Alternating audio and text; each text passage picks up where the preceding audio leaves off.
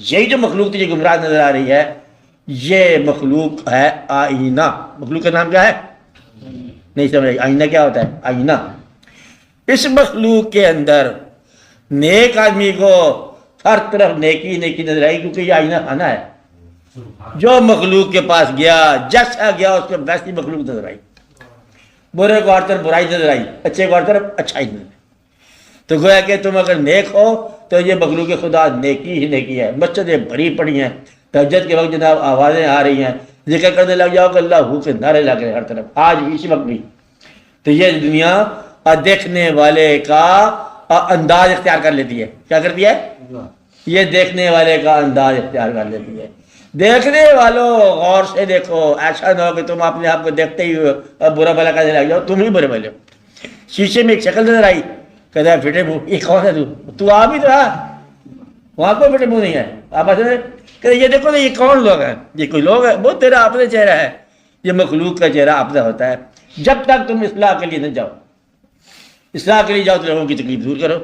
اس لیے لوگوں کے بارے میں اب بات سمجھ لو. لوگوں کے بارے میں کیا کہا؟ لوگوں کے بارے میں توبہ کا دروازہ بند کرنے سے ہونے سے پہلے ان کو گمراہ سمجھنا یہ گمراہی ہے. کیا کہا؟ دنیا کو توبہ کا دروازہ بند ہونے سے پہلے گمراہ کہنا ہی گمراہی ہے. کوئی پتہ نہیں ہے کون سا برا آدمی کب توبہ کر کے نیک ہو جائے. کوئی پتہ نہیں کون سا نیک آدمی سیڑھی سے نیچے اتر جائے. کچھ پتہ نہیں کیا ہونے والا ہے. اس لیے جس کو اللہ تعالیٰ نے ایک بزرگ تھے اس کے ساتھ کوئی جاتی ہوئی زور سے شور مچا دیا, اللہ اس کو پیر تک جانا ان کا پکڑ ٹھہر. تو جو انصاف مانگ رہا ہے نا, بے وقوف مرید, اور یہ بے وقوف مطلب ہے کم از کم یہ بڑا والا مرید تھا. کیا نام تھا اس کا؟ یہ دلی میں مرید تھے, ان کے پیر تھے ہرے بھرے. اور یہ کون تھا؟ سرمد. سمجھ لو سرمد صاحب مجوب کو اس کا سر قلم کر دیا گیا کہ کلمہ کہتے یہ نہیں مانتا. وہ کہتے اس نے کہا کلمہ سنا, بادشاہ وقت نے کہا لا الہ الا اللہ, کہتے آگے کچھ نہیں, لا الہ الا اللہ. انہوں نے کہا سر قلم کرتا, تو پورا کلمہ نہیں پڑھتا. کہتے ہیں کہ اس کے ساتھ مطلب ہے خون سے یہ آواز آئی محمد رسول اللہ.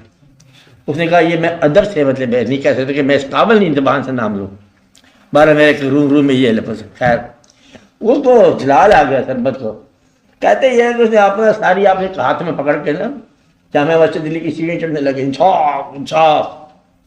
وہ پیر نے پیچھے سے رکاوٹ ڈالی. ان کا بات سن, یہ جو انصاف تو مانگ رہا ہے نا, اس انصاف کے لیے اللہ تعالیٰ نے ایک یوم حساب رکھا.